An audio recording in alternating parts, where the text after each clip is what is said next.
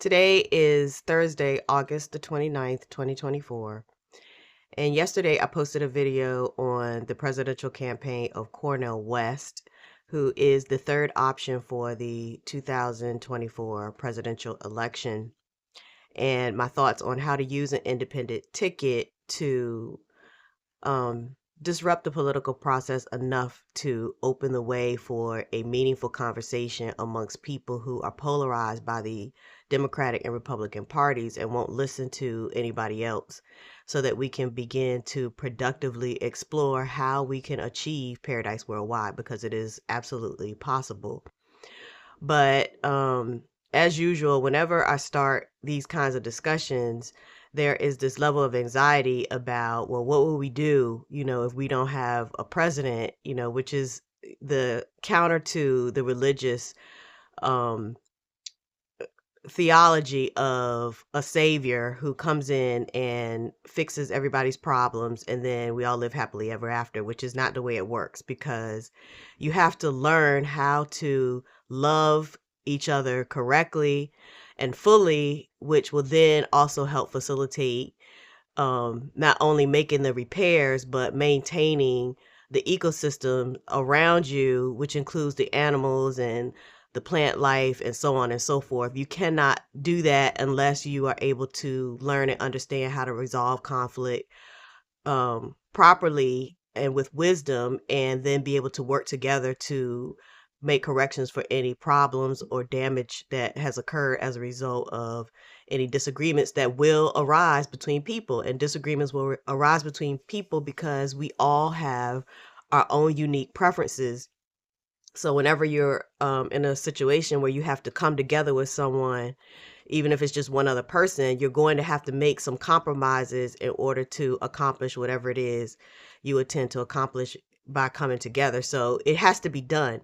And the best way for us to be able to do that as a community, as a country, and as a planet is we have to start holding people accountable and then resolving conflicts and making the repairs, because there's nothing else to do in eternity if the earth is going to survive. The corrections have to be made. And so as we are working together to do that, then we learn something about not only where things went wrong, but how we need to be able to work together. But we have to start somewhere.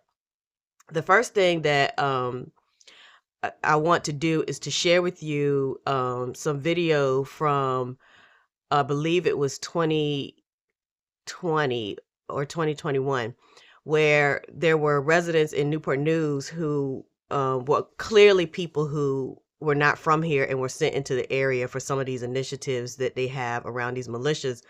But not all of them, but certainly a huge portion of them, because ultimately what happened is that they were evicted, and then a lot of them were homeless in their cars, just driving around Newport News and all the rest of Hampton Roads looking for a place to settle, which is so typical of how these colonialists think and how they plan. They know that that's what's going to happen, and that's part of stirring up enough discord in an area that they can start to overtake it. But anyway, as I watched it, I thought to myself, if these people in this apartment building would talk to each other and come together, then they not only would be able to stay in their housing, but they would also be able to force the landlord to make the repairs they need, because the building was dilapidated. I mean, it needed a lot of work.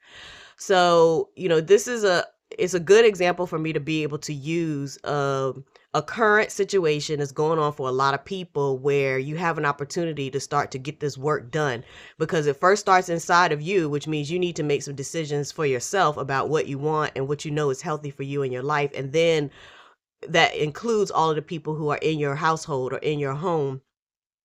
So we have to start there. So I want to show you that. Tonight, the clock is ticking for hundreds of people in Newport News. A court order is forcing all residents out of Seaview Lofts by Friday morning. According to a letter from the city, the building is no longer safe to live in. New at 11, Angelique Garantok spoke with residents who say they don't know what they're going to do. Seaview Lofts tenants 13 News Now spoke with describe feeling caught off guard. such a short notice. On Wednesday morning, many of the residents here found a letter from the Newport News Department of Codes Compliance on their door. It says the building's owner failed to correct safety issues. The property has been, quote, deemed unsafe for occupancy. Now the mix of families, singles, couples, and elderly who live here must leave by Friday at 9 a.m. Some already packed their things. Resident Margaret Ely received a list of resources. Nobody's taking an application. Everybody have a long list. And I really don't know what they expect us to do. She tells us she tried to call a couple of other complexes, but to no avail. I have some family here, but nobody have an extra room. And Ely says she knows of several people who have already paid rent for next month. Their scramble comes after a Monday city inspection. Records show the elevator system overall failing an annual inspection. Documents reveal issues like the fire extinguisher, travel cable, phone, and bell. I like the building, like I said before, and I like the location. Resident Thomas Jones recognizes maintenance issues, as well as what he calls a lack of communication from property management about the situation. However, he holds out hope for a quick resolution. We should be able to stay, I believe, if the only thing they're trying to fix is the elevator. The city letter did not specify exactly which building issue or issues led to the court order. Regardless, residents need to leave by Friday at 9 a.m. In Newport News, Angelique Aaron, Talk 13 News Now. Residents who need assistance can call the Regional Housing Crisis Hotline at 757-227-5932. By the way, we reached out twice to the owner of Seaview Lofts for his side of the story, and we have not heard back. Also tonight, time is ticking and quickly for people to get out of a currently condemned Newport News apartment building. The deadline is coming fast. First thing tomorrow morning. That is, unless the owner of the Seaview Lofts gets the building up to code. Everybody involved in this process, from frustrated residents to the owners, are playing beat the clock with this situation. 10 on your side's Brett Hall has been on this story and joins us live with the latest information. Brett? Well, just in the last hour, really, we've started to see U-Hauls arrive, people moving out. I just talked to the woman loading a couch inside this U-Haul. She says she will be going to a hotel and renting a storage unit until she can find someplace else to go. Linda Williams says there has to be a better way. 48 hours to get out? Or what, you gonna lock us up? It's sad. It's sad.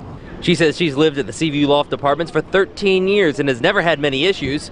And while she says she understands the city is just trying to look out for their safety. To just shut it down when you know you got one elevator at least working up the part, that's not fair. However, the city says that one elevator that's mechanically sound is not up to code, failing inspection just on Monday for not having a repaired travel cable, fire extinguisher, and telephone and bell emergency communication devices. Late word from the city is it won't be fixed in time, as the company hired to do the work doesn't yet have the parts. And I go with my family, but a lot of people don't have family to go to or have a friend to go to. While the city's Human Services Department is trying to help find places for people to go, the property owner, New Jersey-based Blue Rise Group, isn't liable to help. Marcia Price, who represents the area in the State House of Delegates, says that's not right. If you've neglected a building and people have to get evicted because the building was condemned, you should be held liable for whatever costs are incurred to help them find other places to stay. It's a bill she wants to introduce. She also feels a bill she carried that was ultimately vetoed by Governor Glenn Youngkin would have also helped. Allowed for the city of Newport News to more aggressively go after slumlords sooner in the process and potentially put slumlords in contempt of criminal court. However, Youngkin argued the city already has the tools they need. A city spokesperson today saying they've been in court for several months, and the next court date, the judge could impose fines. So tomorrow morning at 9 o'clock, city crews will be out here going through the building, preparing to clear it. A lot of people still hope they don't have to do that. We're live in Newport News. Brett Hall, 10 on your side. Pack up and move out. That's the only option for nearly 100 people in Newport News. Tenants living at St. James Terrace Apartments say a new company recently purchased their complex. And now we're told they have 30 days to leave. Longtime residents tell Allison Basil the sudden notice feels inhumane. It's like you got hit by a truck. You never saw it coming. Our After calling St. James Terrace Apartments home for 11 years, Josh Jones says he now has a few weeks to pack up and leave. My whole life is in that little small one-bedroom apartment. Jones says Chase & Companies recently bought his apartment complex in Newport News. He showed us a letter the company sent to residents in December about renovating the apartments, saying, quote, "We will not be renewing leases in this building when your term expires." My thoughts were, you gotta be kidding me. Jones says he had a month-to-month rental agreement. He says another letter arrived with a 30-day move-out notice. And they want us out by January 31st. 20-year resident Jeffrey Phillips says he has a place to go, but worries about his neighbors. He says about 100 people live in the complex. The neighbor who lives underneath me, unfortunately had to retire due to medical complications she had.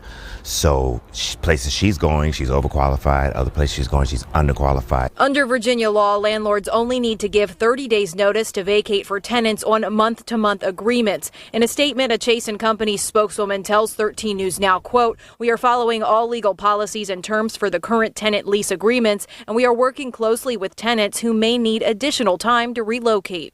In Newport News, Allison Basil, 13 News Now.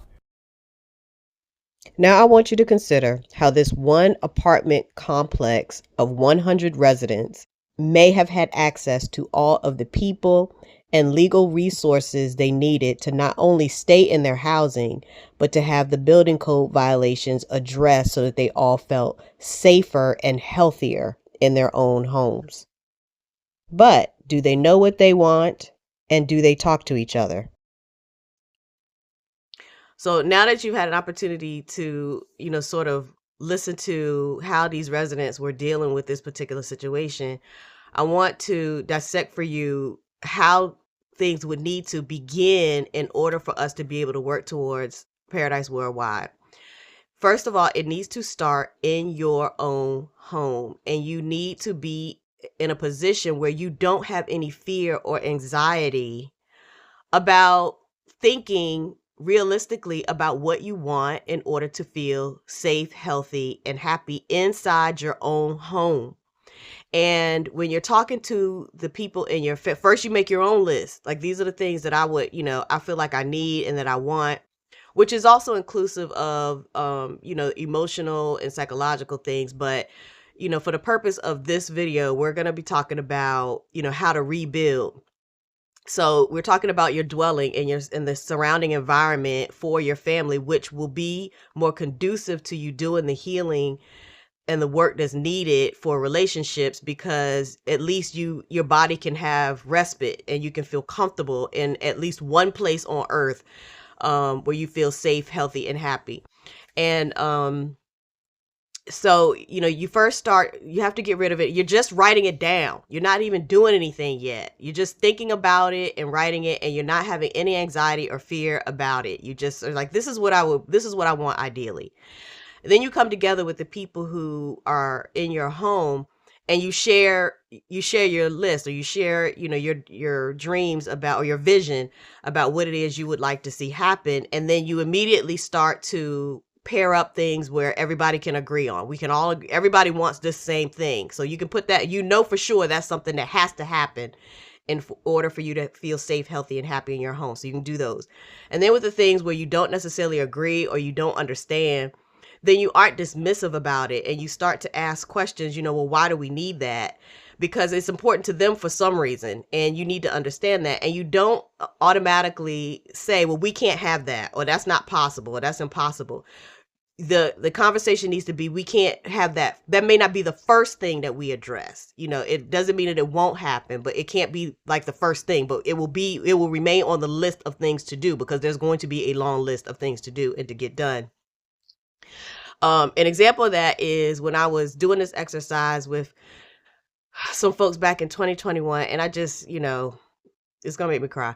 I really felt like we were closer, the same way I felt in 2018 when we did this for the city of Norfolk. I really felt like we were closer to getting back on track and making this happen. But of course, my whole world really fell apart in 2022. But anyway,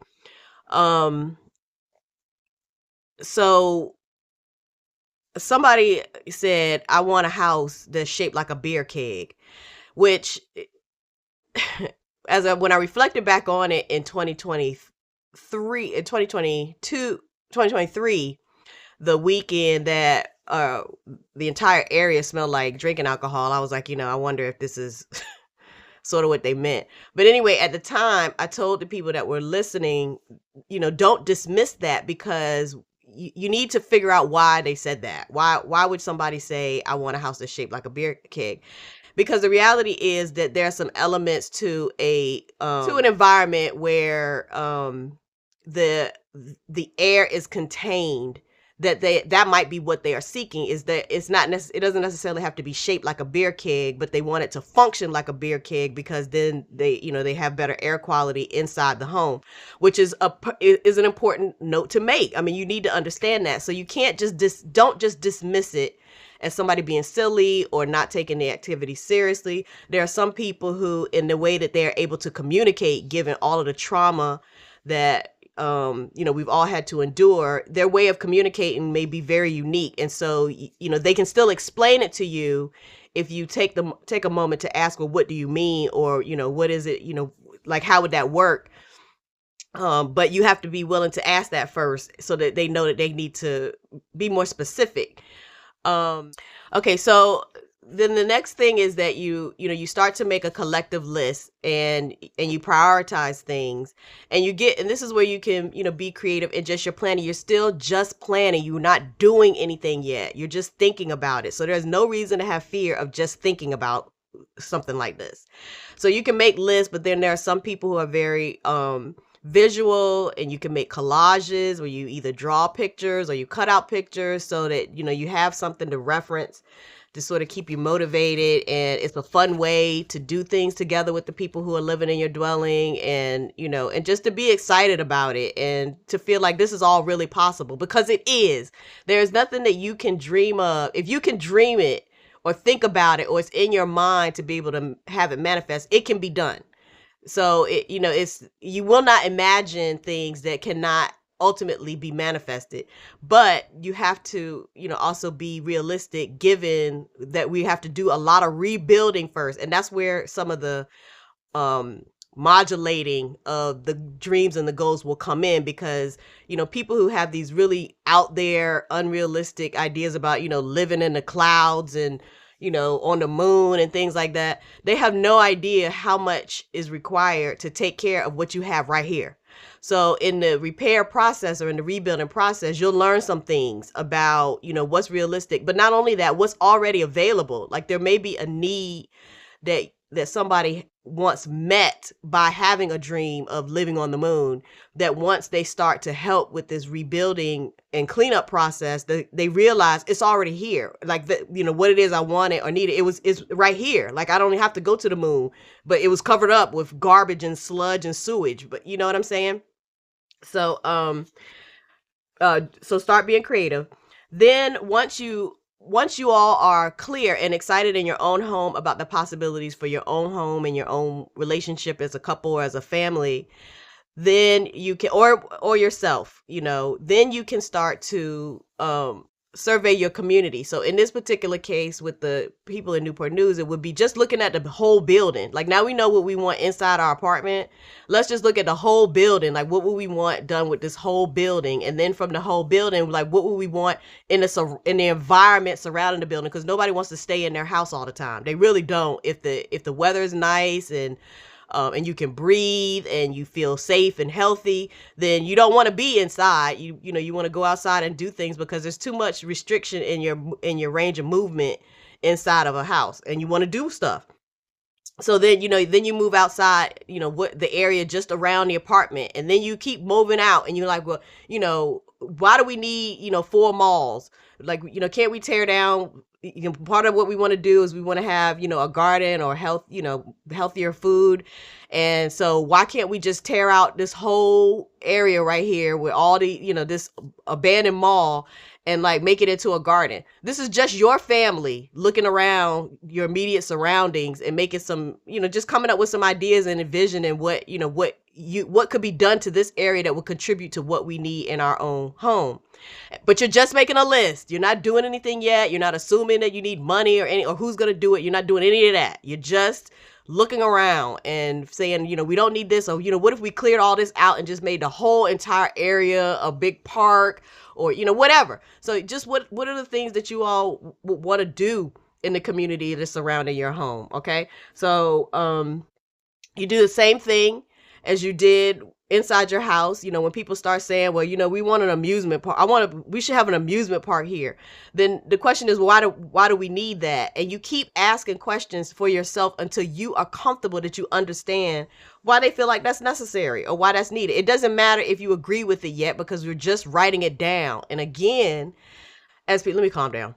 And then as people start to do the work of cleanup and rebuilding, it will help to modulate, some of these other expectations and priorities, and whether or not you really need that, because you might be able to get the same need met with something else that already exists in your environment once you clear out all the stuff that you don't want anymore. The last thing, and this is really important, to help with communities beginning to share their lists with each other, is that you have to identify your elders and your leaders. And the best way to do that is to survey your household first of who are people who you gave a problem you were having to. And if it's a problem you had to give to somebody, it means you had no idea how to resolve it. Who were able to help you resolve the issue. Resolve it. So it wasn't a problem for you anymore. So obviously there are going to be some things that you went to help for somebody with, and they were able to help you put something in place to be able to live with it. But that's not what I'm talking about. I'm talking about you had a situation, your pipes burst, your dog was sick, you were sick, whatever. And whatever the problem was, you were able to go to this person and they helped you completely resolve the issue. Those are your elders and or your leaders. And I clarify elders and leaders because there are some kids who you will be able to identify who were able to do that, who you gave it to a kid and they knew what to do and they were able to fix the problem completely. And so you cannot discount people who are who have the capacity to lead based on their age, not in 2024. Because there are some people who have stayed in their heart and have been able to be real creative about addressing some of the issues or the problems that they were facing in ways that it didn't hurt other people. And because they were able to do it in ways that didn't hurt other people, they were able to resolve it fully because nobody would get in the way. So you need those people. And then once you have those elders, you go to them and help them to know what you're trying to do as a community. If you all are having a community conversation at this point, then they should be open to it because everybody is willing to do the work. I, in the beginning, was not willing to take on the responsibility of helping to organize and lead folks because nobody wants to lead a bunch of arrogant, obnoxious people who think they know what they're doing and are not going to listen to you. I mean, it's just a waste of time. You can do all this planning, and then when you get to implementation, then they want to tell you what to do because now they know how to do it. Because now we have a plan, we have a blueprint. So, I know what to do. I can do it because they want to be in charge. Nobody wants to lead a group that has an excessive number of individuals like that in the group. So, that's why I'm telling people they need to start with their own homes because nobody can tell you what you need for your own home and for your own feeling of safety, health, and happiness. Nobody can tell you that. Once you all are clear in your own home and you all are in agreement, then it'll be a lot easier to get rid of people who just want to be in charge because you can redirect them back to, well, what's on your list? Because, we need to have you focused on the things that are going to help you complete the list for your own house. So, that it comes all the way back to my assertion that people need to be in a position where they could answer the question, what do you need to be able to go home and stay there? Because if you are not willing to address the issues that are going on in your own home, then you absolutely are not only not going to be able to assist in bringing the rest of the community together to be able to bring about the things they want in their home, in their neighborhoods, in their own communities, but you're going to be a barrier. You're going to get in the way and you're going to be complaining and saying we can't do this and we can't do that because you didn't complete the assignment. You didn't do it. So you don't have nobody can hold you accountable to the things you want for yourself because you wouldn't complete the assignment. And those are the people that, need to be dealt with. So I hope that this helps some people. It helps to decrease your anxiety about what it would mean if we did not have a federal government. There are lots of ways to structure leadership once we get to a place where everybody, is in an environment where they're beginning to work on rebuilding. But we can't start with that discussion because there are too many people, like I just described, who want to stay in charge, who will try to overtake the process. Everybody has to have their own list that they're excited about in their own homes because you use that to hold them accountable. And I hope that makes sense to some people. So this is how my Thursday is starting. I'm going to put this video together for you all with these clips. And hopefully you'll have a good Thursday and think seriously about the things that I have said, not only in this video, but also in the videos about Pakistan and Cornel West's presidential race, because Paradise Worldwide is absolutely possible. You have someone willing and available to help organize your thoughts around this. It's just a matter of getting together the list you need for your own homes so that there's something that will help keep you motivated. I don't want to keep saying hold accountable, but to keep you motivated to then hold people accountable who are a barrier because they haven't completed the assignment.